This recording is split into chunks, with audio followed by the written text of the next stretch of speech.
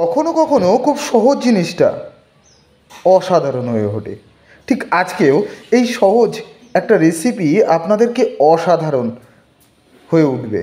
আজকে বানাতে চলেছি মূলো কচু। হ্যাঁ বন্ধু, মূলো কচু নামটা শুনে কেমন লাগছে? কচু দিয়ে মূলো। প্রথমেই মূলোগুলোকে হালকা হালকা করে কেটে নিয়েছি, কচুগুলোকে কেটে নিয়েছি। কচু নয়, কচুর শাক।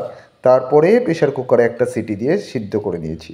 রান্নার মূল পর্বে প্রথমে সর্ষের তেলের মধ্যে কিছুটা শুকনো লঙ্কা, কালো জিরে আর কুচি কুচি করে কাঁচা লঙ্কা, তারপর সিদ্ধ করা কচু আর মূলো দেওয়ার পর আস্তে আস্তে আলতো হাতে নাড়িয়ে দিতে হবে।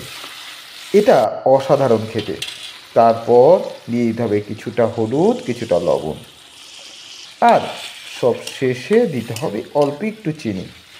ব্যাস, ঢেকে ঢেকে রান্না করতে হবে যতক্ষণ পর্যন্ত এই গায়ে গায়ে লেগে না আসে। যাই হোক, রান্না চলছে, ওদিকে ভাত হয়ে গেছে। রান্না কমপ্লিট হলেই ভাত দিয়ে খাওয়া হবে। আজ যে রেসিপিটি আপনাদের সঙ্গে শেয়ার করলাম এটাকে বলা হয় মূলো কচু। এটা ওপার বাংলার মানুষের অত্যন্ত জনপ্রিয়। যখন নতুন মূলো হয় তখন তো এর খাওয়ার স্বাদটাই আলাদা।